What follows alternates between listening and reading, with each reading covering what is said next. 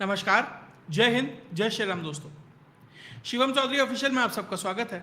आगे बढ़ने से पहले आप सबसे रिक्वेस्ट है, वीडियो को लाइक कीजिए, चैनल को सब्सक्राइब कीजिए और शेयर करना मत भूलिएगा।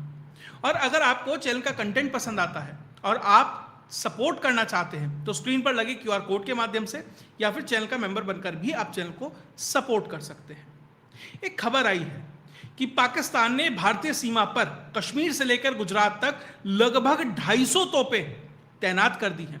तो क्या यह आने वाले युद्ध का आगाज है या फिर आसिम मुनीर इसे अपनी इंश्योरेंस पॉलिसी के तौर पर देख रहा है? क्या तथाकथित जो डीप स्टेट है, जो भारत में प्रधानमंत्री नरेंद्र मोदी को पसंद नहीं करता, उसको जब इंटरनली झटका लगा है, एक और सरकार का या रिजीम चेंज का जो ऑपरेशन विफल रहा, उसके बाद क्या एक्सटर्नल फोर्सेस को या कहें पाकिस्तान को दोबारा भारत पर एक्टिवेट करने की तैयारी है? क्या उन्हें यह लग रहा है कि कॉकरोच जनता पार्टी के प्रोटेस्ट के बाद, बाई इलेक्शन के बाद प्रधानमंत्री कमजोर है, यही मौका है प्रधानमंत्री और भारत पर हमला करने का? क्या एक और टेररिस्ट अटैक प्लान हो रहा है? इस चीज को समझने के लिए सबसे पहले पाकिस्तान में दरअसल क्या चल रहा है, वो 7 घंटे की ISI के हेडक्वार्टर में चली मीटिंग में क्या हुआ, यह समझना बहुत जरूरी है। तब आगे क्या हो सकता है, यह समझने में ज्यादा आसानी होगी। दरअसल 30 जुलाई को एक मीटिंग होती है ISI हेडक्वार्टर्स के अंदर। लगभग 7 घंटे वो मीटिंग चलती है। उसके अंदर आसिम मुनीर, सभी कोर कमांडर, ISI का हेड, मतलब जितने भी जो स्टैब्लिशमेंट वहां चलाते हैं, जो मतलब एक तरीके से सत्ता का केंद्र जो है पाकिस्तान में, शहबाज शरीफ नहीं, नवाज शरीफ, बिल्लो रानी, वो सब नहीं, जो असल में सत्ता का केंद्र है यानी मिलिट्री स्टैब्लिशमेंट जो है, उसके सभी जो टॉप ब्रास के लोग थे वो उस मीटिंग के अंदर मौजूद थे। और आसिम मुनीर ने वहां एक तरीके से लग दिया कि किस तरीके से अब आसिम मुनीर आजीवन पाकिस्तान पर अपनी पकड़ मजबूत करेगा। और अब पाकिस्तान में तख्ता पलट की तैयारी शुरू हो चुकी है। और अब शहबाज शरीफ, जो पाकिस्तान में रिकॉर्ड रहा है कि 5 साल कोई प्रधानमंत्री अपनी गद्दी सुरक्षित नहीं रख पाया, कोई भी टर्म पूरा नहीं कर पाया, शायद शहबाज शरीफ भी नहीं कर पाएगा। क्या है प्रपोजल वहां पर? आसिम मुनीर ने एक प्रपोजल दिया कि भैया ऐसा करते हैं, कॉन्स्टिट्यूशन में एक अमेंडमेंट करते हैं। पहले कॉन्स्टिट्यूशनल अमेंडमेंट 27वीं तरमीम जिसे कहा गया कि वहां पे अमेंडमेंट हुआ है, उसके हिसाब से जो आसिम मुनीर है उसे फील्ड मार्शल बनाया गया, यानी आजीवन वो वर्दी में रहेगा। लेकिन अब जो 28वां और 29वां संशोधन है उसकी भी तैयारी चल रही है। क्या है वो 28वां और 29वां संशोधन? वो 28वां संशोधन ये कहता है कि जो भी 5 स्टार जनरल है उसे आजीवन इम्यूनिटी मिलेगी, यानी उसे कोई छेड़ नहीं सकता है। दूसरा प्रपोजल ये दिया गया है कि जो आसिम मुनीर है उसको प्रेसिडेंट बनाया जाएगा। वो फील्ड मार्शल भी रहेगा, आर्मी का हेड भी रहेगा और वो राष्ट्रपति भी बनेगा, यानी कि जरदारी को कुर्सी खाली करनी पड़ेगी और उसके जगह आसिम मुनीर आएगा। कारण है, पाकिस्तान में जितने भी सेना के अध्यक्ष रहे, बाजवा हो, उसे भारत जगह मिल गई, चला गया। उससे पहले ये मुशर्रफ हो, मिडिल ईस्ट में उनको जगह मिल गई, सऊदी में वो रहता था, वो बच गया। और जो थे वो सब कहीं ना कहीं सेटल हो गए पूरी दुनिया में। किसी ने आइलैंड खरीद लिया, कोई किसी देश में चला गया, सब में सेटलमेंट है। आसिम मुनीर की स्थिति ये है कि वो किसी देश में जाकर बस भी नहीं सकता, तो उसकी मजबूरी ये है कि पाकिस्तान में ही उसे अपने आप को कंसोलिडेट करना पड़ेगा। तो वो ये चाहता है कि मुझे यहां प्रेसिडेंट बनाया जाए। और इन संशोधन में 28वें में यह है कि जो डुअल ऑफिस है वो होल्ड किया जा सकता है, यानी आप राष्ट्रपति भी रह सकते हैं और आप सेनाध्यक्ष भी रह सकते हैं। क्योंकि इसको पता है जब सेनाध्यक्ष की वर्दी उतारकर मुशर्रफ राष्ट्रपति बना था तो भाई साहब ज्यादा दिन चला नहीं। और सत्ता का कंट्रोल, सेना का कंट्रोल, भैया जिया उलग सत्ता में तो टॉप पहुंच गया, लेकिन सेना का कंट्रोल अपने एक 4 स्टार जनरल को दे दिया, वहां भाई साहब निपट गए। तो अगला चाहता है कि सेना पर भी मेरा कब्जा रहे, सत्ता पर भी मेरा कब्जा रहे और मुझे कहीं भागने की जरूरत ना पड़े। और जो प्रधानमंत्री का पद है, मतलब एक तरीके से प्रेसिडेंशियल फॉर्म गवर्नमेंट बन जाए, जैसे इजिप्ट में हुआ था। एक सॉफ्ट कू की तैयारी है, क्योंकि अगर ये कू करेगा, हाइब्रिड निजाम चलाएगा, अभी हाइब्रिड चल रहा है, अगर ये कू करके डायरेक्ट आता है तो अमेरिका और वेस्ट, अमेरिका में बाकायदा एक प्रपोजल है इसके लिए, कानून, वो चाहकर भी इसकी मदद नहीं कर पाएंगे। तो एक सॉफ्ट कू करना चाहता है। और प्रधानमंत्री चाहता है मोहसिन नकवी जो इसका साला है कि वो प्रधानमंत्री बन जाए, और उसके लिए बाकायदा पूरी की पूरी भूमिका तैयार की जा रही है। नकवी बाहर आकर एक बयान देता है कि 21 साल से जो नेता हैं, जज हैं, ब्यूरोक्रेट्स हैं, इस देश को खा रहे हैं, सबसे बड़ा स्कैम है, और वो उसको पैसा दे रहा है। उसने शब्द कहा, वो उसको पैसा दे रहा है। कौन दे रहा है? क्या शहबाज शरीफ एंड फैमिली यानी शरीफ परिवार को निपटाने के लिए ये जल्दी ये कहा जाएगा कि भैया ये शरीफ परिवार तो बड़ा करप्ट है? क्योंकि अब जितने भी पाकिस्तानी सोशल मीडिया प्लेटफॉर्म पे जितने भी रिएक्शन लेने वाले चैनल वाले घूमते हैं ना, या जो स्टैब्लिशमेंट के लोग हैं, उनकी भाषा को आप पढ़ेंगे तो वो ये मान रहे हैं, वो ये उस तरह का जताना चाह रहे हैं कि पाकिस्तान की आज जो स्थिति है, जो खराब स्थिति है, उसके लिए ये शहबाज शरीफ गवर्नमेंट जिम्मेदार है। पिछले लगभग 48 घंटे 72 घंटे से लगातार मैं इन चीजों को देख रहा हूं, तो हर जगह कि भैया महंगाई हो रही है, 450 रुपए की गैस मिल रही है किलो, भारत में 71 रुपए किलो है, लगभग 70-71 रुपए की। पाकिस्तान में 450 रुपए किलो बिक रही है। 150 रुपए किलो टमाटर बिक रहा है, 165 रुपए किलो आटा बिक रहा है। तो इसके लिए जिम्मेदार ठहराया जा रहा है शहबाज शरीफ को, क्योंकि पता है आसिम मुनीर को कि स्थिति पाकिस्तान में हाथ से कंट्रोल से निकल रही है। तो मोहसिन नकवी भी वाटर टेस्ट कर रहा है और माहौल तैयार कर रहा है इन शहबाज परिवार के खिलाफ, नवाज परिवार के खिलाफ, शरीफ परिवार के खिलाफ, कि भैया इनकी इनकॉम्पिटेंसी है, ये लूट रहे हैं, ब्यूरोक्रेट जिम्मेदार हैं, जज जिम्मेदार हैं, पॉलिटिशियन जिम्मेदार, सेना जिम्मेदार नहीं है।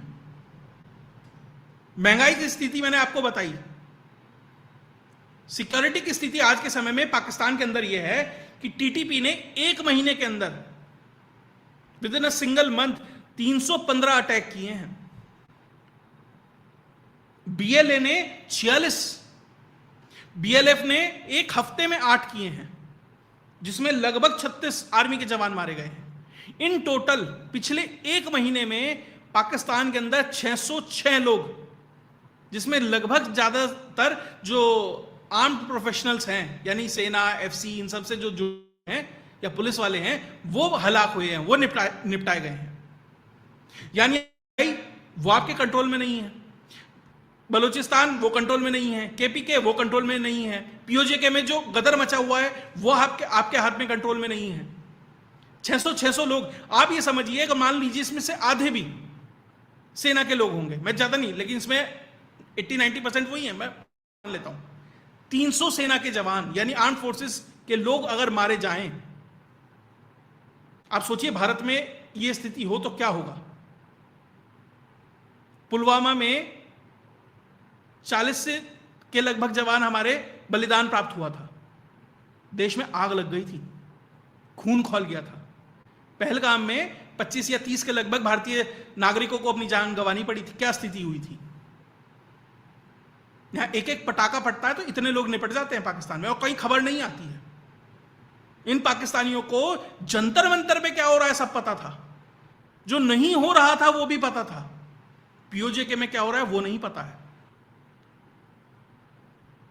तो कुल मिलाकर पाकिस्तान में स्थिति बद से बदतर होती जा रही है, और आसिम मुनीर अब यहां पर बलि का बकरा बनाएगा शहबाज शरीफ को, और कॉन्स्टिट्यूशन में अमेंडमेंट कराएगा, और धीरे से अपने आप को प्रेसिडेंट बनाएगा, आजीवन वहां टिका रहेगा।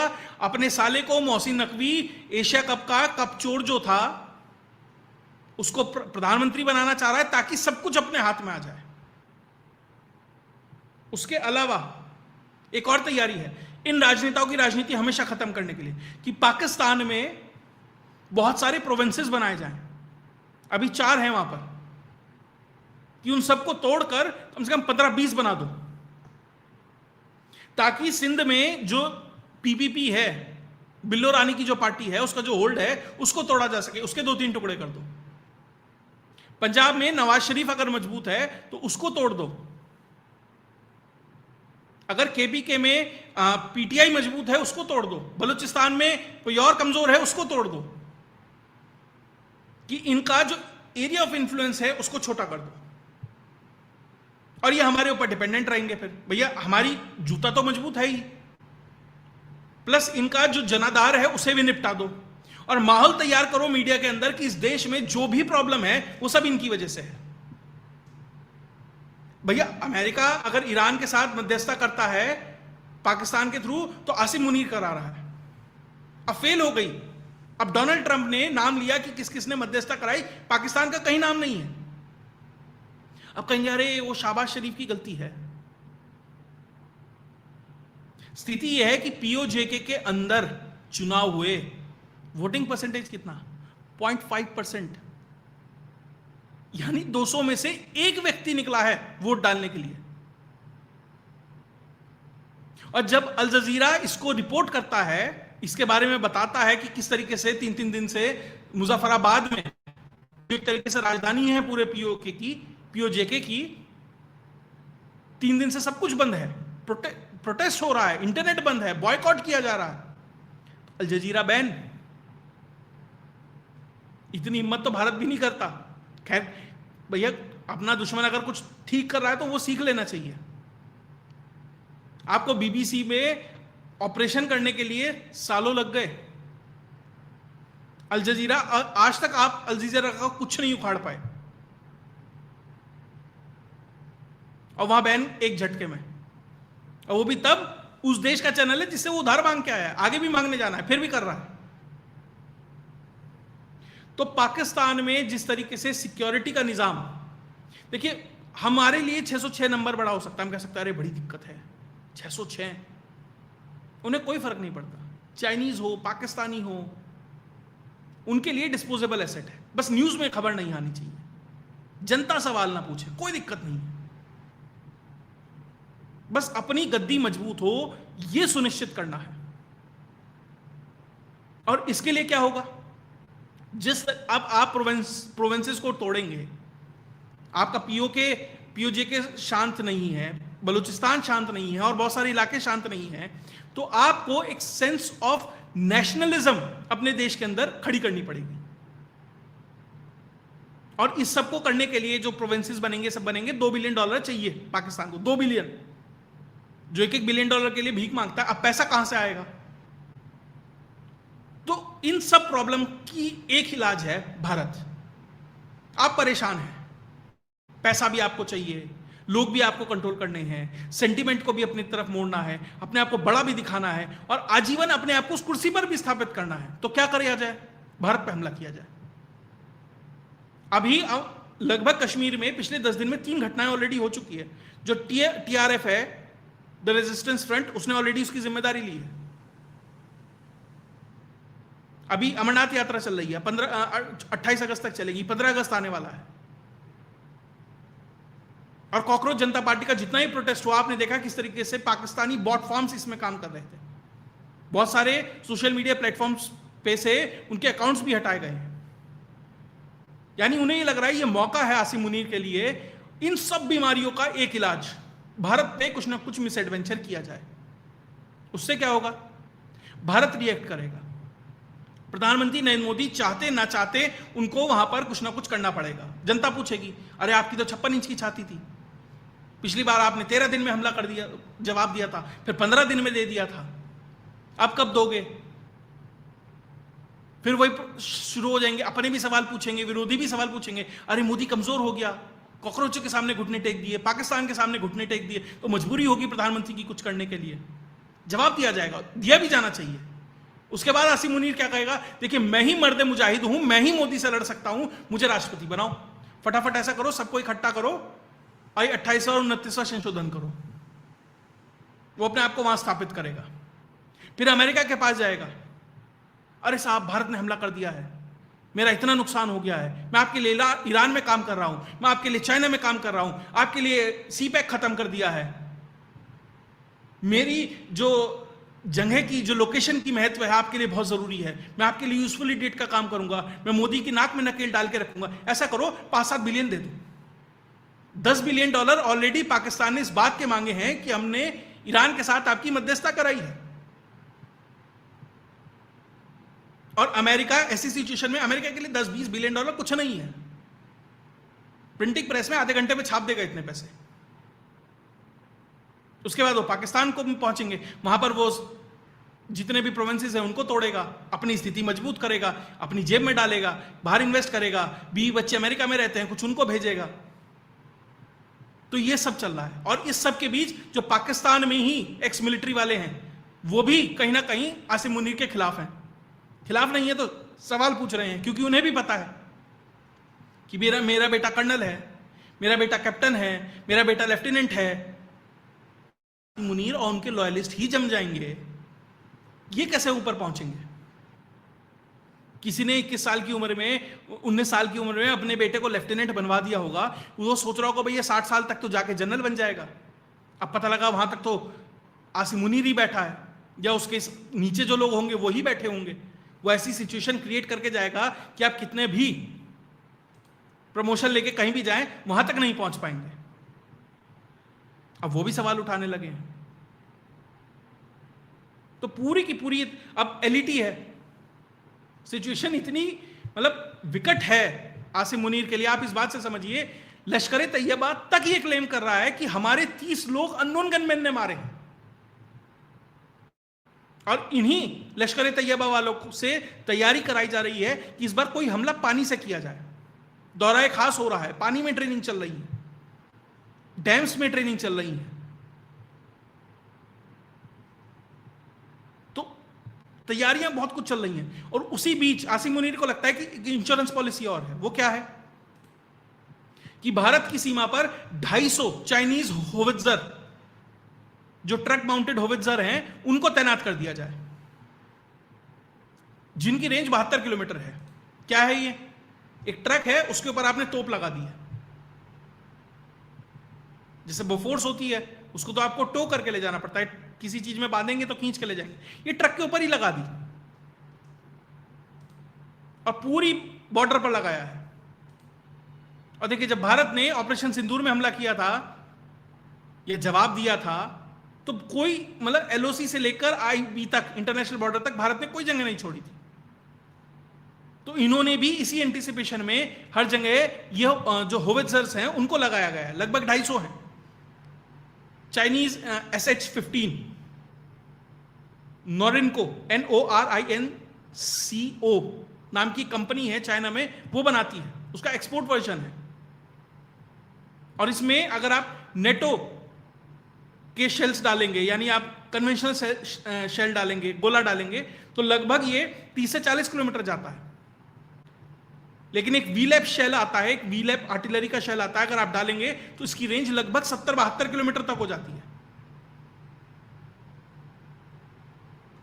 अब भारत के पास वीलैप वाले शेल तो नहीं है, लेकिन भारत जो रेमजेट इंजन होता है, यानी कि आपने क्या किया, एक तोप का गोला है, उसके पीछे इंजन लगा दिया ताकि उसको और दूर तक ले जा सके। भारत उसकी लिए तैयारी कर रहा है।